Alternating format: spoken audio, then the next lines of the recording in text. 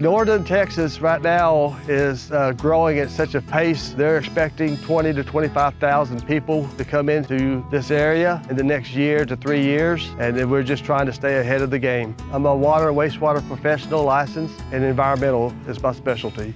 I do consulting work for the Munson Group. They needed a wastewater plant. We were looking for higher end technology. This is a system that progressive water treatment through the modular water systems product line. What is really unique about this particular project is that it's a membrane bioreactor type of technology. It is our plug and play system. It is a system that as soon as it's offloaded and as soon as you connect a pipe in and a pipe out and make your power connection, you're immediately ready to water up the unit and to put it into operation treating domestic wastewater. Dan Early was the hero, and I was going through 2 different companies, and we won on this one. Traditional way, you're looking at 2 years for construction, maybe up to 3, and then you have like a 20-year lifespan usually. These treatment units here are warranted for 50 years. Dan Early, he said it would be a nice, clean effluent, and it's above what we thought it would be. The water's so clean. Yeah, free to clear. Treated effluent, yes. You can use it for water irrigation, put it on road dust. All the water that we're going to treat, we're going to keep it here in this development. This treatment unit itself is up to 10,000 gallons per day. Right now we're running about 1,200 gallons per day. We have it set up in our permit where we can go up to 30,000 gallons per day. And doing that, we'll just have to add another box and then another box. I have people that have already inquiring about it. The word's getting around on how efficient and how the production of the water is so pristine. You can see the bottom down there. Oh, yeah. Everybody wants to get it, especially around lake units like this, because you're not really big enough to have a permanent treatment plant, but these plants can either be permanent or moved or added on, and that makes a really nice buffer. We have a special app that's for this unit itself, so we can set alarms, we can do settings without having to come out to the plant itself. The process is sophisticated, but it's very user-friendly. It's all automation. It runs itself, and it's satisfying that we're going to be able to use the water reuse and reclamation. That's very important to us. And then at some point in time, we may could even sell some water. Makes me feel good when we have a project that comes in and everybody's on board and we're getting the results that we wanted. So it's just like a miracle how it works.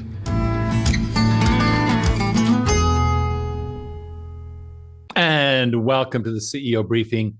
I love that video. We've played it once before, but this Munson Point development is in North Texas where there is a land boom going on and they need these drop-in-place systems. And we are getting tremendous word of mouth, as Jimmy was saying, that a lot of people want to get in on the act. So that's a beautiful thing. And here we are, water, the Blue Gold, Thursday, July 13th, the world's new water network. The usual safe harbor statements.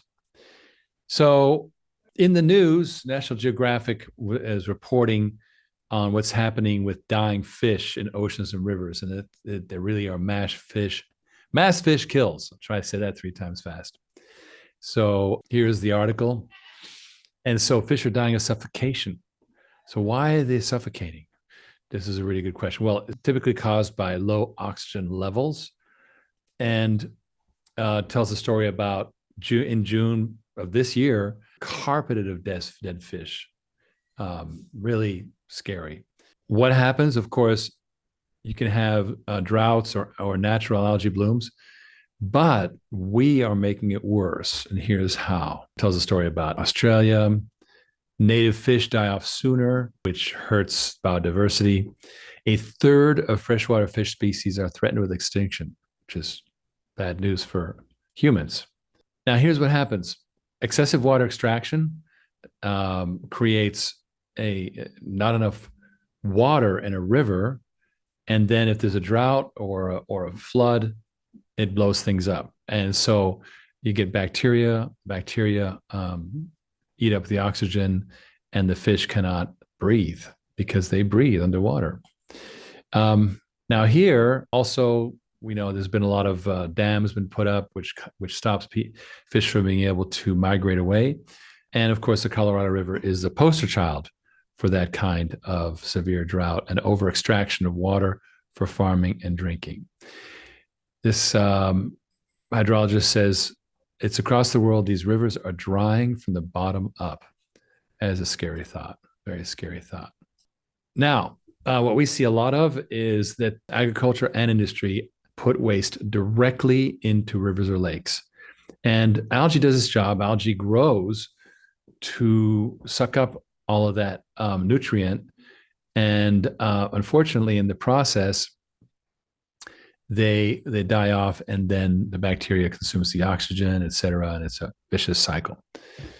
So there's a lot of dumping going on, quiet dumping. I'll show you one in a second. And rising temperatures is a factor as well. Global sea surface is a big deal. Global sea surface temperature. This is where it's at. The most direct cause of fish die-offs is water that has been poisoned with chemicals or toxic substances. For example, in Madagascar, a mining company was allowed to release giant amounts of effluent and aluminum. And of course, this went into the ocean, right? How can we do something about it? Well, number one, they're saying, well, we're going to have changes in how we interact with rivers and oceans and build a more sustainable relationship, et cetera, et cetera. And of course, accelerate the fight against climate change. Well, this is all very well and it's wonderful, but it's going to take forever.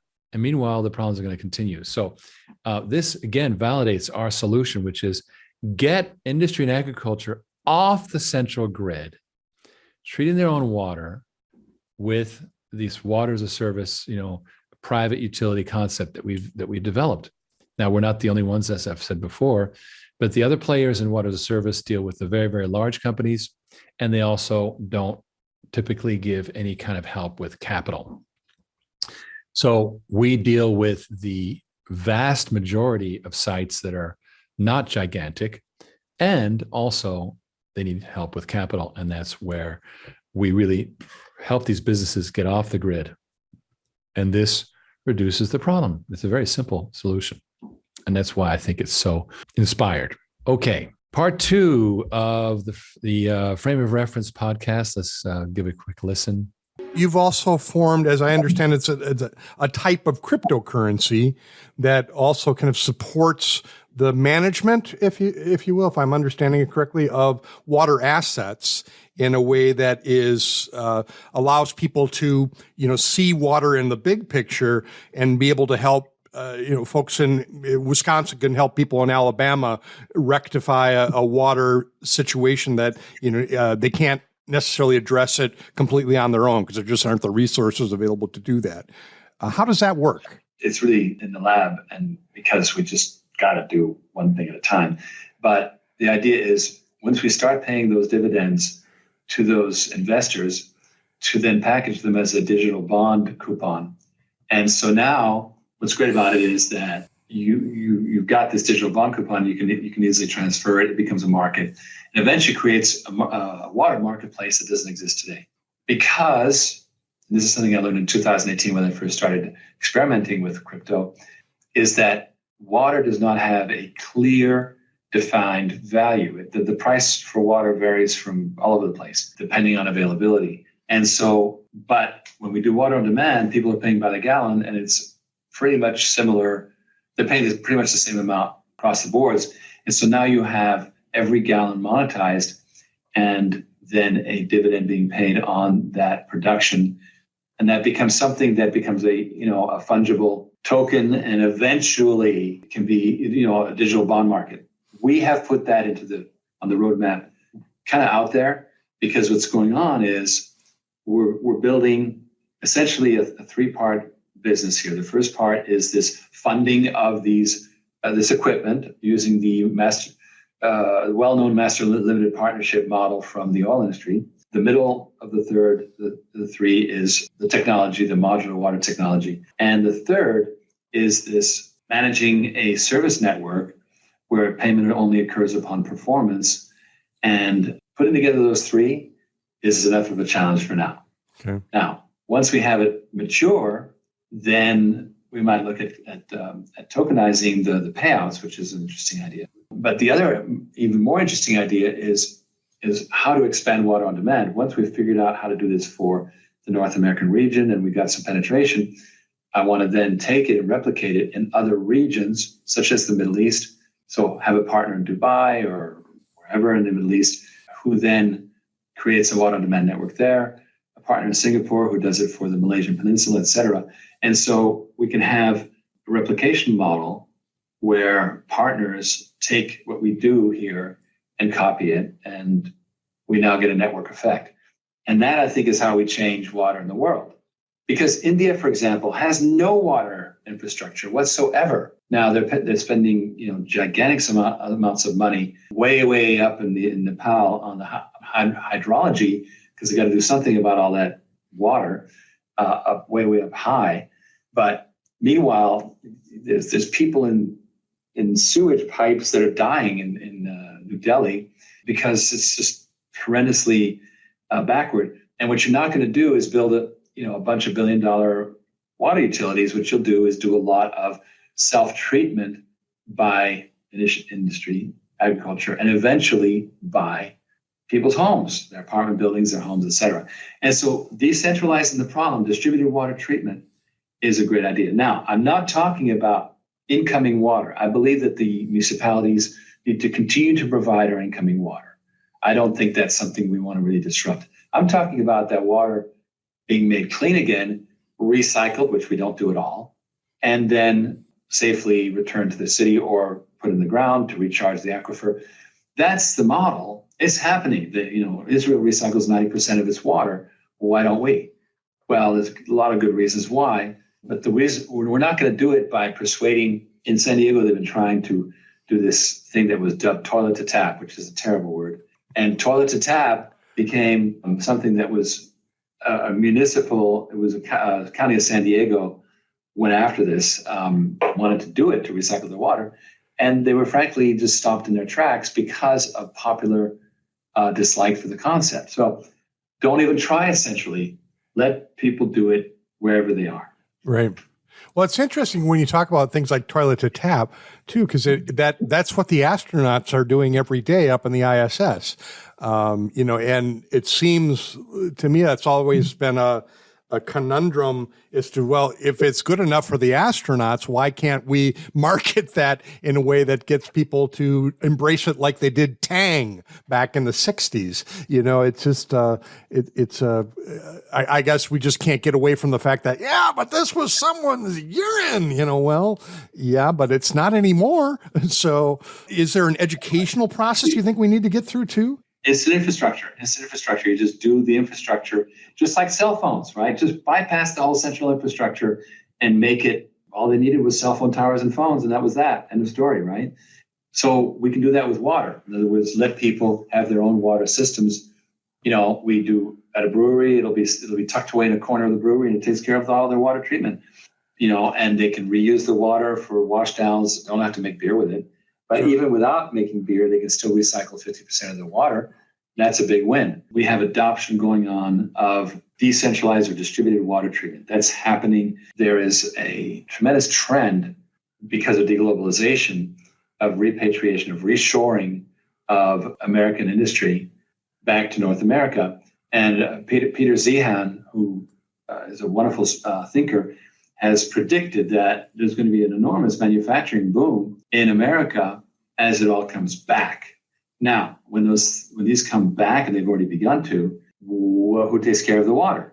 And if you go to Mexico, you'll find that nobody is treating that sewage. Well, that is not going to work for American companies operating in Mexico, because they are stuck with their own standards that they have to meet for their own shareholders and so forth. So, and regulatory requirements. So what is driving water quality improvement in Mexico is not the Mexicans. It is the American companies that have to meet their, ESG type requirements or corporate standards that are set back home. We are going to see a lot of that happen, and that is a vast trend. Now, what we're saying is, look, this trend is happening.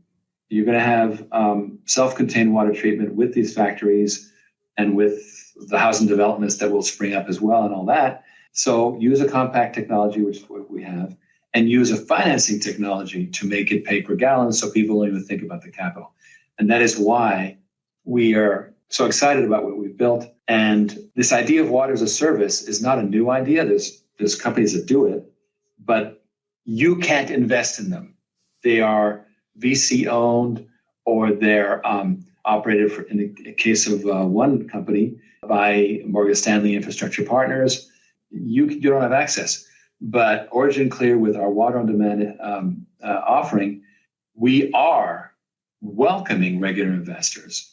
You just go to originclear.com, press the Invest Now button, and they're up and running. That is unique, and we plan to keep that sort of water is the people's asset mentality. Back in 21, one of the water industry execs wrote in Forbes Council, as a contributor, he wrote, the next trillionaire is going to be in water. The first trillionaire is going to be in water.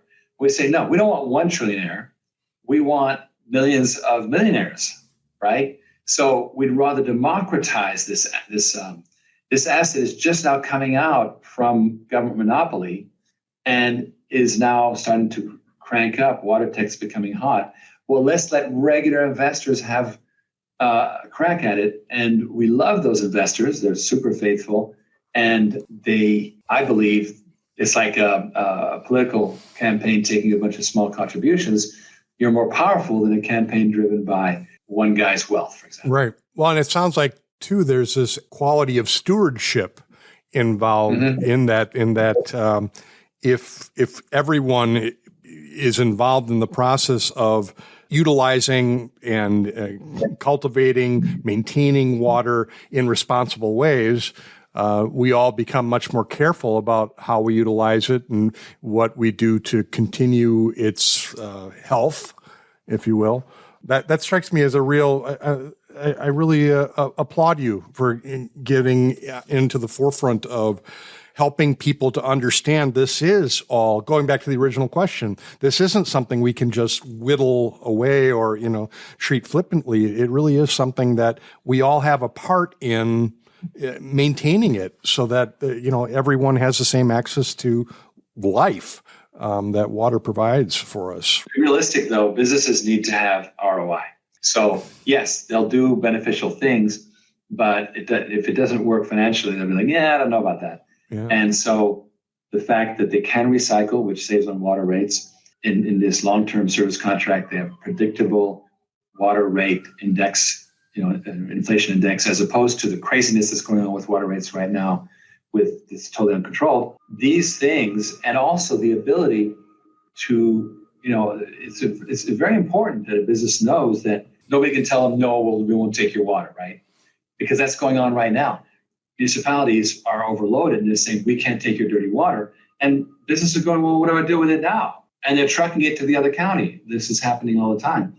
Well, once you get your own system, no more dependency. Yeah, doesn't worry. You can cut me off if you want to, because I'm already cut off myself.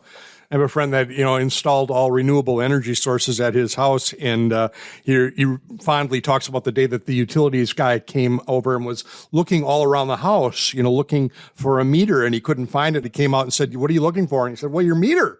Where's your meter? And he said, I don't have a meter. I'm all on my own. See ya. So it was a great day. Wow. So the Biden infrastructure bill, as I understand it, had some really key incentives built into it for water infrastructure. Is that something we should, as a Republican or Democrat, that people should be getting behind? Or is it not sufficient enough? Is it just kind of a Band-Aid when there's really much more serious surgery necessary? I'm sitting here on my calculator looking at, there we go. There's $1.2 trillion, right? Okay. And I want to make sure I got to know this. Million, billion, trillion, $1.2 trillion was the administration, divided by 55 billion, which is what the portion was water. And it goes in over 2,000 times. So what water got was what went 2,000, literally you can have 2,000 times water's share of that bill to get to that bill. People don't realize how much $1 trillion is. So the point I'm making is 55 billion was meaningless in the context of the water industry is falling behind by $100 billion every year. Was it helpful? Yes, because there's a big focus on lead remediation, which is vital, but really did nothing for the infrastructure itself. And our theory is like, look, don't try and rebuild the infrastructure. It's going to take 30 years. It's going to take trillions of dollars.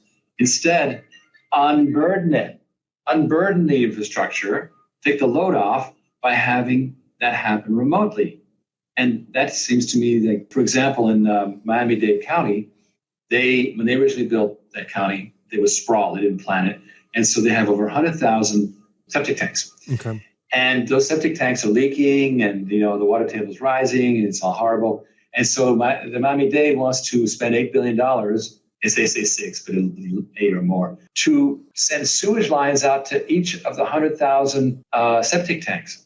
Well, why not just give them a rebate for just having a standalone black water system and then done, right? Instead of tearing up the street and spending billions and 20 years. But of course, that's how they think. The central guys think central, and they also love to have the big, contracts that go along with it and so forth. Sure. But, at the end of the day, it makes a lot of sense for it to be decentralized, and the technology is there. Well, it seems like I think it's the Gates Foundation, didn't they? They're doing similar projects in third world countries, trying to help them get a system that will allow them to convert their sewage, which oftentimes is just the nearby brook or river, and be able to not only take care of that sewage and manage that better, but also be able to develop a clean water supply. So here in Prairie du Sac, Wisconsin, we would have our own self-sufficiency in water supply and water treatment. Does that seem like a rational approach to this? Well, like I say, I don't mind communal water supply because that's logical. I don't want every business to dig its own well necessarily, but we do need to have standalone water treatment. And it's all very well that foundations are paying for things in Africa, but let's pay attention to what's going on in North America, for God's sake. Yeah. Right? We have real problems. Flint is only the tip of the iceberg. There's some terrible problems throughout America that are not really being discussed with water quality. South Bend, which was a big manufacturing center, has tremendous problems with the water strata, and we don't hear about it. If there's someone out there listening right now that just is not getting it, that's just like, it rains all the time, or, all this alarmist stuff about water. Come on. Is there something you would point to, or is there a question you would ask to get them to wake up and realize that we're talking life and death, ultimately? I mean, at the end of the day, we have to figure this out because water is not inexhaustible.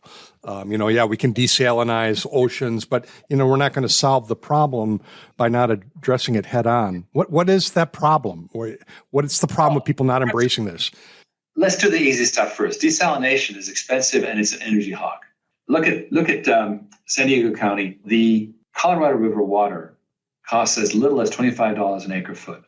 An acre foot is, just to give you an idea, is roughly what a family of 4 can live on needs in a year. Okay, so that's an acre foot. San Juan Capistrano desal plant is $1,350 per acre foot. That's expensive stuff. So now your water bill skyrocket. Why not recycle? It's so easy. Do the recycling thing. It's like, you really want to make it expensive? And by the way, the Huntington Beach desal plant, after 10 years of development, got canceled because of neighborly pressure. So that's not a solution. So start doing the things that make sense. And furthermore, 80% of all water in the world, of all sewage in the world, is not treated at all. It's dumped. Do you really want to live in sewage? Because that's what it's going to be eventually. Yeah, all I need to do is watch a couple of documentaries about that sort of thing, and I think that woke me up. I was already awakened somewhat, but so Riggs Eckelberry's been my guest. He's a nationally renowned entrepreneur dedicated to revolutionizing the water industry. And we've gotten just a tip of that iceberg of what that looks like in a water revolution.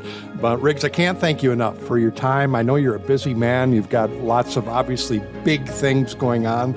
I can only wish you the best of luck in those endeavors, and I hope this little time together will help to wake some people up, as well as maybe just make them think a little bit. That's always a good thing as well, right? And if they want to invest in the new asset water, just go to OriginClear.com, green button at the top, invest now, and we welcome your investment. Yeah. Well, get involved, right? It's a grassroots effort, if not a drip drop effort. I'm not sure what we would call it. So, thank you very much, Rob. Thank you. Take care. And thanks for listening to us on Frame of Reference. So yeah, I promise you, I will not let such a horrible microphone quality on my side happen ever again. Just to take a look at some of the comments here before we go on. Keith Rutan, when he saw the Jimmy Moon video earlier on, results, keyword he used, absolutely. Tom Lielkos is late, but here. Thank you and welcome, Tom. James Wright. Hello, just wishing everyone a wonderful evening. Hope you have a great weekend. And thank you for all the great work and updates. And then Paul Calra says, my city offers recycled water for public, commercial, and park maintenance. Is this going to be a requirement for cities in the coming years? Absolutely. There's more and more recycling going on, obviously. The problem is it's happening very slowly. It's because cities are piped to not recycle. It requires a whole new infrastructure on top of the existing infrastructure. And that takes time and money. Matthew says, how about community-owned water treatment? Absolutely. This is, for example, what we're doing with housing developments, where we're providing the central water treatment for the entire housing development. And typically, once a developer builds it, it gets turned over to the homeowners association to manage. And that's a very handy solution, and it allows you to do recycling with your own unit. You don't have to rely. Because here's the thing. Let's say that you're 5-10 miles from the water utility and you would like to recycle and you don't have your own system. So then your stuff goes in a pipe down to the utility and they clean it. And now they got to send it back. Well, how are they going to send it back? It's not drinkable water. Here's the bottom line. If you don't have your own system, you send your dirty water to the city treats it. But if there's no pipe to send it back, because they only have pipes to send you clean water, drinkable water. And typically it does not pay to make water, your polluted water, drinkable. It basically pays to make it usable for, irrigation, typically, washdowns, that kind of thing. So the only solution is to operate on a self-reliant basis. Matthew wants to know, do municipalities approve of this? Doesn't this remove a source of income? It's ironic, but right now they're so overwhelmed that they're grateful for it. This is not like the energy industry where the power utilities are fighting tooth and nail to not let the solar people go off the grid and so forth. No, this is a very different situation. They're actually grateful because what's happening is, here's the situation. Sewage has to travel on high pressure lines. Treated water travels on gravity lines, pipes, and sewage travels on high pressure pipes. Those high pressure pipes have been bursting. You've been hearing about occasional water main break. Well, the water main breaks because it's high pressure. Water mains that are just gravity, they don't break, they just flow, right? So it's the ones that have high pressure, and those are the ones that carry sewage. So now they can't take your sewage because the pipes are going away, and they don't have the budget to handle it. So, and the other issue is this. They don't have enough budget. They're running up. The U.S. is running $100 billion behind every year on water infrastructure. So it's not happening. And they are not able to even keep up with population growth or anything like that.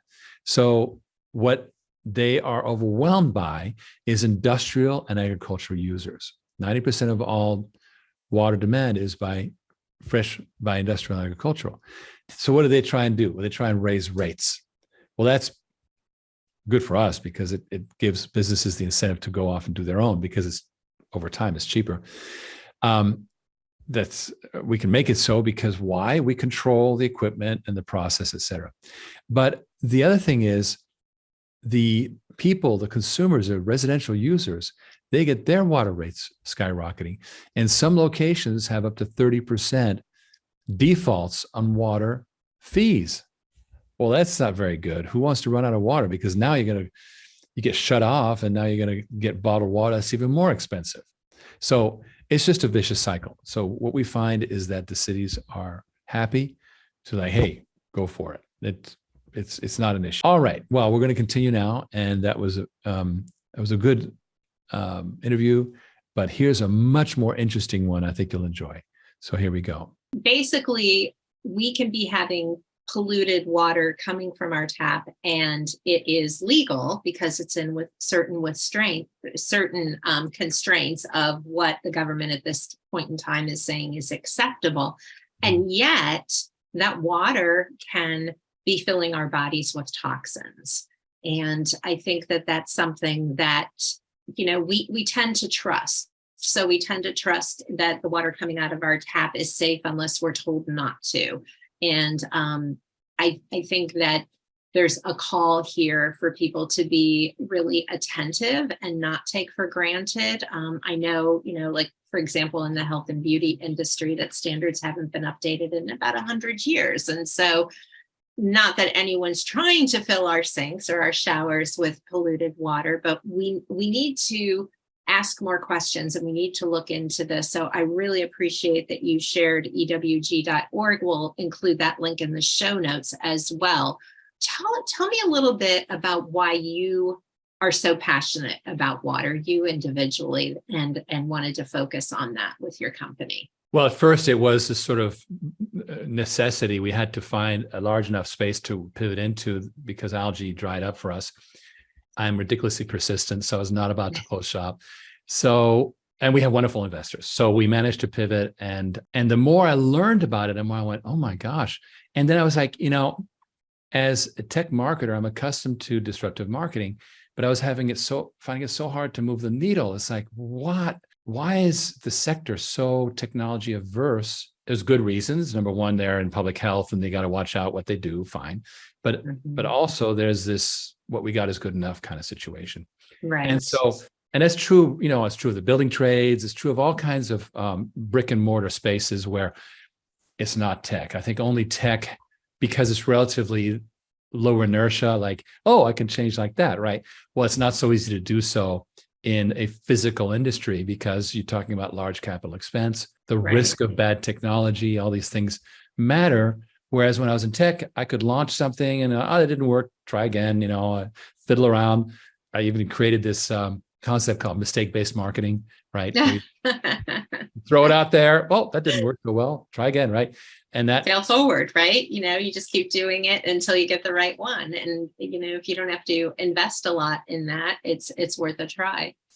Exactly. So it became a challenge for me, and I was like, I'm going to get this. I'm going to get it right. And we finally pulled together the missing ingredients. Now, in the intro to the show, you mentioned crypto, and that is something that's been dear to my heart. We've had to put it in the back burner because it's not critical right now. Eventually, though, the reason why we would eventually do a tokenized situation would be to permit, just like in fact, JP Morgan did that. They created a coin for money transfers, right? So to tokenize the dividend flow on these water as a service type setups, the investors, but it's not essential today. We can do ACH for a long, long time. It's not like life or death. Yes, it's really interesting because then the person can take their tokenized royalty stream and easily transfer it, and it becomes a market, all kinds of fun stuff like that. Yeah. But we've kind of said, okay, let's get the basics in place. And it's happening. It's getting tremendous currency. Right now, the modular water systems business is booming. It's literally doubling or tripling year over year. But it's the old school thing where it's sold for money. So it's only with companies, businesses that are already, they figured out the leasing or whatever. But meanwhile, we got this new pioneer thing, which is water on demand, which we're building the capital fund for. Because if I offer you a water system without paying up front, well, somebody's got to pay for it. Right. And that's where the investors come in. So we have the investors do these secured investments in the water systems, whereas literally they can place a lien if they're not getting their royalties. That creates an asset at the level very similar to the oil space. So is anyone in opposition? Are there, any municipalities, or, it's kind of like you're breaking up the water monopoly, right? So are you getting resistance, and from what sectors? We know that the energy space has had a lot of resistance from utilities, but this is not the case in water. They're generally grateful. And the reason is that sewage has to travel on high pressure lines. And these mains, you've been hearing about mains blowing up. Well, those are sewage lines that burst And so then once you don't have enough high pressure lines, what do? Well, you can treated water can travel on gravity lines. And so technologically, because they're underfunded, they're like, okay, great, you're going to give us treated water. That's good to know, right? As opposed to, oh, now we got to deal with how do we get your sewage? And you get situations where municipalities have been refusing to service large polluters. Like, let's say there was an infamous case on the East Bay of California. A brewery was taking off and they were starting to really sell a lot of beer. Well, it takes 7 to 8 liters of water to make 1 liter of beer. So there was a lot of wastewater, and the local county said, no, we're done. And they were having to truck most of their waste to another county. Oh, wow. Talk about impact, negative impact. Yeah. And so they ended up doing their own system, and then everybody was happy. So there's no opposition from municipalities. We don't see opposition from big water, because if they see it as complementary. It sells machines. So that's overall, I think it's something where the missing ingredient was awareness, and that's starting to change. And people are starting to be like, oh, that's a workable way to solve the problem, because we've just been sitting there like, well, how do we solve the $1 trillion water problem? Well, Right. we come up with $1 trillion to save, SVB and all these other banks, but we don't come up with $1 trillion to save water. It is what it is. So you find a solution, and that's I think people are starting to realize that this is not such a bad idea. I love this. So how you talked a little bit about how entrepreneurs can take advantage of this new trend towards modularized water systems by investing either with your company, crowdsourcing. Are there other ways that maybe entrepreneurs that don't have the revenue? We have entrepreneurs of all levels listening to this podcast, so I want to be really sure to give people an opportunity to think about how they can pay attention to this and know when the time may be right to jump in, or other things that they should be aware of. So is there anything that you might say to an entrepreneur who's kind of in startup mode and maybe doesn't have the money to invest at this point? Right. Well, there's maybe 3 situations. The first one is where you are yourself a processor of water, right? Like a beer, like your brewery. So you need to do something about that. And that's where it pays off to not have to put a bunch of capital into it. So that's that program, Water on Demand.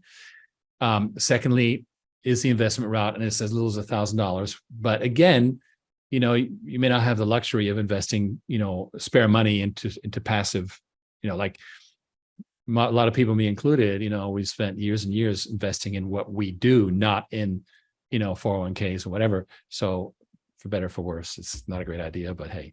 Hey, that's why we're crazy entrepreneurs, right? That's like, I'm going to make it with this thing, Yeah. And then the third thing, that the water industry is undergoing a silver tsunami, meaning aging out. And so there's tremendous demand for people to work in water. Okay. At one point, for example, we created a product called Pool Preserver. Every once in a while, a pool can only be shot so many times and it has to get a complete replacement. Kind of like Great. Keith Richards going to Switzerland, right? So complete replacement. But that's very wasteful of water if you just drain the pool and then fill it. And so there's operators in places like Arizona that have these machines that came from us that recirculate the water through filter. And it takes 6-8 hours and it's done. And that's very water saving, which matters in places like Arizona and California. So there is getting into the industry, which is interesting. I like that. Yeah. That unfortunately does require learning, it's a trade, right? That's Absolutely. And some people are like, you know what? I've been doing this darn thing with, I don't know, selling widgets on Amazon. I'm kind of done with it. Then maybe do a trade, right? Yeah, I like that. One of the things that I have to say in listening to you is not only that you are innovative, but you're highly adaptable. And I think in 2023, coming out of just the crazy kind of entrepreneurial scenes that we've seen from 2020 to 2021, where everybody thought everything was going to turn around. And for some people it did, and for a lot of people it didn't. And that's kind of lingered as we've gone forward. I think a lot of people, I know a lot of people in the entrepreneur space are really struggling to kind of keep failing forward. You like you talked about. And what I hear from you is that you just kind of accept that as a way of being. So what do you think it is, either in your history or just, I guess, maybe in your DNA, that kind of gives you the attitude, okay, well, that didn't work, we have to pivot to something that does? And how do you keep pulling on that strength or that innate, I guess, resourcefulness to keep on going? I think, we say fail early, fail often, right? That's kind of a motto. The trick is to recognize quickly early on, like, oh, no, that's not working too well. Now, it has to be not working for legitimate reasons. You could just have not done the thing, right? And therefore it's failing, not because it's a bad direction, but because you just didn't implement. I mean, coming back to the Amazon business thing, it's fascinating what's been happening in the space, because there was a huge bunch of roll-ups that happened in the last 3-4 years, where individual sellers, who I know a few, sold out to these sort of aggregators, and the aggregators had a lot of trouble, and many of them folded because what worked for the individual entrepreneur who was tweaking things on the go didn't work so well for this massive sort of depersonalized thing. So you have to recognize that there is a special sauce, and you have got to learn what makes the thing tick. Like in the Amazon space, there's all kinds of tricks. It's way too complicated for me, but there's all kinds of tricks of the trade that if you don't do them right, well, you lose your shirt. So I think it's super important to become extremely conversant with the space, really, really dig deep. If possible, partner with somebody who's sharp in the space, get a leg up, right? Get a friendly veteran to help you, that kind of thing. Because, I remember I had a bitter experience in the 80s where I had high hopes for the computer industry. So I came out of the nonprofit space and I went right into tech. And all of a sudden I had 12 employees in Manhattan, and I was too green in the computing industry, and my decisions were not the best. And frankly, I just ended up giving up, and I had to literally give away the business. And it was a very big learning experience for me, which is make sure you really know the space you're entering, be willing to apprentice, work for somebody else, get help. Do not be a solo operator. Wherever I've applied that, I've done well, right? And wherever I haven't, I have failed miserably. Your honesty is so refreshing, but your insight is so valuable. I mean, that's so important. I hear you. And having a mentor or an advisor or a partner, whatever that looks like, I think is really helpful emotionally as well as, professionally, like having someone that you can go to and saying, this happened, is this normal, right? Because people are there. And I think that's why, we're seeing people failing and just deciding to quit, and not really like saying, what do I really need? Do I need to really implement better? Do I need a mentor or a different mentor? Do I need to take this as, a stage of learning? And it probably is different answers for different entrepreneurs. So I really appreciate that. And I also think that perhaps after you've kind of risen from the ashes a number of times, you do kind of say, okay, these are the things I've learned, and this is how I'm going to try to implement them going forward. But the nature of entrepreneurism is that you have to take risks, and risks are not without failures. Decades ago, I was actually working shipmaster, captain of merchant ships, and wow, the consequences of taking bad risks are humongous, right? Yeah. And so, that there's really learning the trade is where it's at. I confess that I was super young when I did it, and young and brash, and I was constantly, kind of like rescuing myself from dire situations. And again, sometimes we are entrepreneurs because we're independent, but you got to watch out about becoming the only one, the one hero. What you want is League of Avengers, not Superman, right? Yes. So get people. My company started really doing well when I started attracting people who I'd have to tell them Saturday night, dude, stop texting me, go get dinner, go to bed, watch a movie. That's the kind of people you want, right? Well, it took a long time to get that. And that's really what you want. You want to have a good cadre around you as opposed to people who depend on you. And so it's all very well to be Captain Picard, but you better know what you're doing. I love it. I love it. That's so good. We could have a whole other conversation on hiring the right people. That's great. I don't believe you can hire them. It's something that has to happen organically, in my opinion. Ah, interesting. Yeah. Interesting. We can have that conversation. Happy to, because I've tried to figure out how it is that we get good people and how it is that we don't. And it's fascinating. Yeah, I think we will. I think we have to have a part 2 to this conversation and talk about that, because I think that's another thing that I know I've struggled with. That my agency's 10 years old. I've had teams, 20 years before that.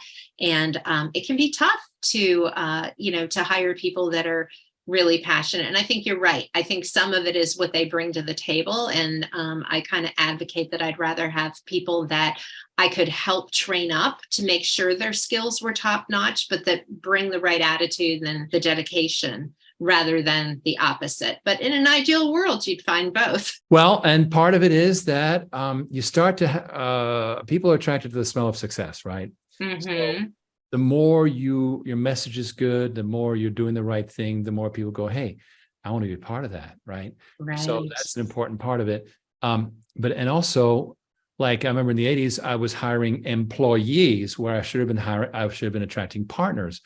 Mm-hmm. And the person I eventually gave the business to, well, why didn't I make him a partner day one? We just would have worked together, because he remains a fantastic. I mean, he's become a millionaire off of the business I gave him. Well, why? And did much more. I mean, he's brilliant in his own right. I'm not saying he was a parasite, but the point is, I could have treated him differently on a more egalitarian basis. And that's what I've taken away from that.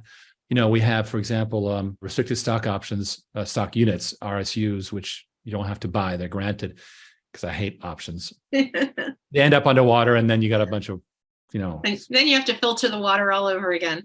Ooh, nice. Well said. Well said. But anyway, so, this fund that I was working with said, just take care of yourself. Like, no, everybody in the company has RSUs. Everybody. And that changes how things work. People care more. Yeah, I love that. So we've been talking about success. This is the Prosper Project. What does it mean for you to prosper? It really means in my opinion, making a difference while also being in the black. In other words, do it in a commercially viable way so that it can continue. I've always been looking for that combination of workability and high mission, integrated with each other. And to me, that's success. I love it. Riggs Eckelberry, thank you so much for being my guest today on the Prosper Project. It's been such a delight speaking with you. Well, I'd love to be on your show again. We'll talk about that hiring thing. Okay, sounds good. All right. Thank you so much. And thanks to everyone listening. We'll see you next week. I love these podcasts where I basically tell it like it is. Lorraine was a very good interviewer. She was very interested in the good, the bad, and the ugly. And, I think every single entrepreneur who is successful today has the horror stories of making it through. I don't know a shortcut to making it happen, frankly. I really don't. All right. Let's just get the freewheeling discussion going here. Here we go. Riggs and Ken. And Ken is, okay, here's what's weird. Ken is literally in the same town as me right now. Right. I could have walked over there and I don't even know if I'm doing this on my phone. I don't even know if you can see me. No, can you see me? You're fine. You're looking good, buddy. Okay. I got a tan today. There's that. Okay. This is my my little pad for now. Great interview. And I tell you what, you mentioned a couple of things I wanted to expand on. I saw a meme, I think it was on Facebook, where they showed Homer Simpson, and it says like, a paycheck guy and he's sleeping like a dead person. And they says entrepreneurs, and the eyes wide open. Did I return that text? Right. Did I write that check? And it was like, these, and I just went, I just said, oh my God, that's it. I mean, that's it today even, and there's a rare breed of folks that do that. And at some point, you don't even do it because you're stuck. I mean, you build a resume and people will hire you anywhere. You decide no, I'm not going to work for somebody. I want to make this work. Right. I'm going to build something. I'm going to build a legacy. Right. What you were describing about, doing something that is, kind of very high view. I don't know if you said high view or high concept. No, I'm sorry. High mission. Okay. But in the black. One of my favorite terms was doing well by doing good. Right. I think that's a very simplified way of, it's the sofa summit. No, the sofa's back there, but it's not a sofa summit, Michael. No, because last time you were in Clearwater, there was that sofa summit. That sofa, I remember. The thing that struck me about your interview with her is that there's not a single entrepreneur or even a high-level executive that what's the old saying? Show me a man who's successful, and I'll show you a man who's failed 1,000 times. Right? I don't know how to shortcut it. I mean, and you go, I could have done this better. I could have done this better. Well, then no, that was the learning process. Right. No, you get your occasional guy out of college like Zuckerberg, right? You guy is out of college and manages to develop, but even he made a ton of mistakes. He just didn't take decades. He short-circuited that process. He had help from 3-letter agencies, you know what I'm saying? No, I have no idea what you're talking about. Wait a minute. I see a light blinking up here. Okay. Nice. No, they in the movie he gets help from the Napster guy. The Winklevoss twins. No, the Winklevosses were early backers that he basically blew off. But who he got was the Napster guy. Took him to the kid from Napster, right? Yeah. Boom. And this same thing happened with Elon Musk, right? You get these bolts from the blue, exactly. So, but for the rest of us humans, it's a running game, not a passing game. And to further expand on your point about you actually took the words out of my mouth. I was thinking about commenting on it, and you kind of said it in slightly different words, which happens with us a lot. But if you do something exciting, if you show something that could be truly great, this becomes a concept of attraction, not promotion. Like, in other words, how do you hire people? Well, you can't. The truth is, hiring people is like a first date, because everyone's going to be on their best behavior. No one's going to eat with their hands, and everyone looks great on paper, right? But when you're doing something truly exciting, when you're doing something that can change the world, like what we're doing, okay, people are going to take notice. They will find you, right? They will start to come to you, and happily, we're fielding those phone calls to some extent. I mean, there's still plenty of other folks that you have to be wary of, right? But we're starting to connect with people that are just kind of reaching out to us and saying, hey, tell me a little bit more. And they're not there to, it's not some guy that, hey, I'm trying to butter this guy up so I can sell him something. These are people that really bring tremendous value. They want to play to what we want to play. Right. They want to play. Right. Exactly right. Well, okay. Quickly, I want to cover the fact that these are the show dates tonight, 9:30 PST on Bloomberg.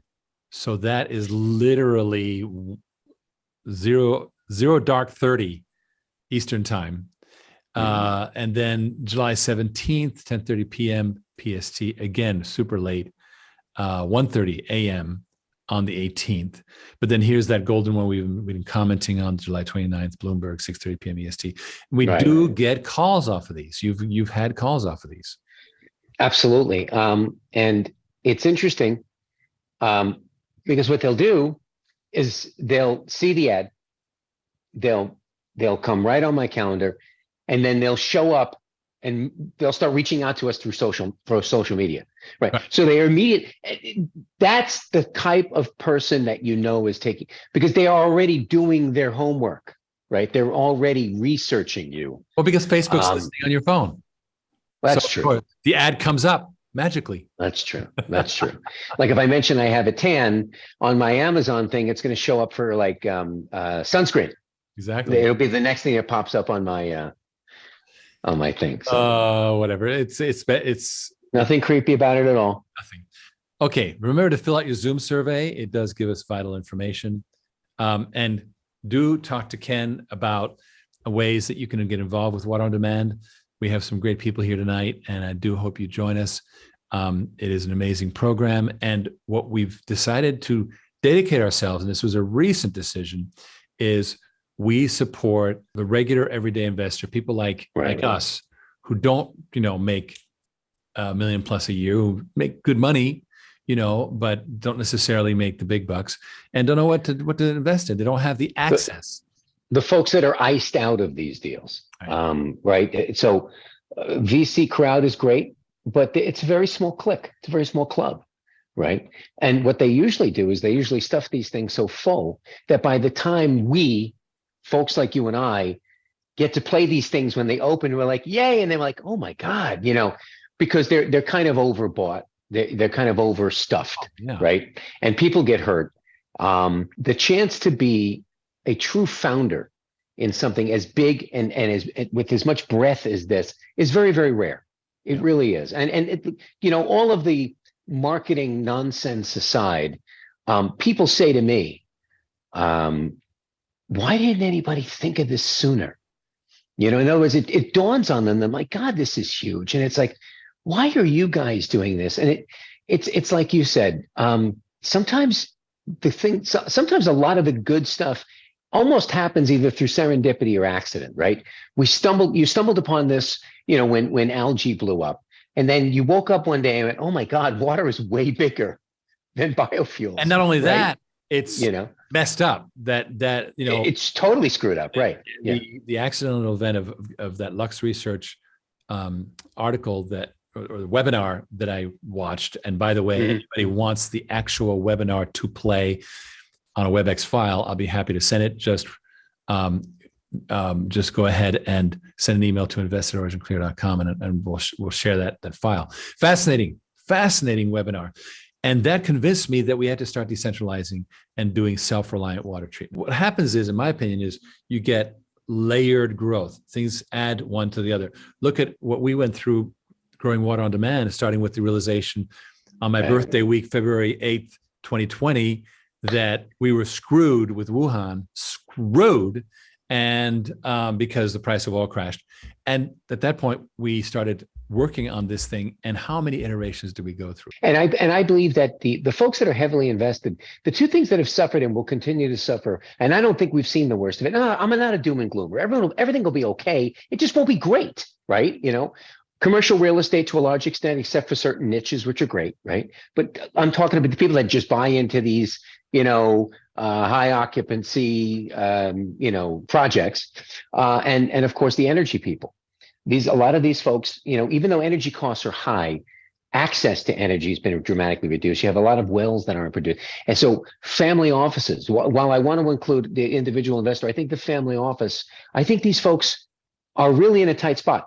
And the chance for them to come in with real capital alongside of guys like us. I mean, and they control $4.3 trillion, right? That's major capital. And I think they're in a tight spot. And the chance to enter this thing truly when it's unmonetized is going to be very, very exciting. And we're already having some of those conversations. But that's how I know that. I still like the everyday investor. Absolutely. Well, yeah, the family offices and the ultra high net worth people, they are my favorite Yiddish word, handlers. Such handlers. They will work you because they have the power of the purse. They will work you. Whereas I really have, we love our regular. No, love it. Love them. Here's what I meant. We're getting in before them. Yeah. They're going to come in. What I'm saying is, guys, we're in before them for a change. Right. That doesn't happen, right? So that's the exciting part. It's like, wait, I get to be in front of the train for once, right? At the engine part, not the caboose. So that was my train. Too much sun today, Riggs. I'm a little slow today. A little too much sun. Well, I'm so glad you're in Clearwater for the next week, and in fact, next Thursday you will be here as well. And why don't we have you? We'll see. Why don't I make my computer work first? Get my computer to work.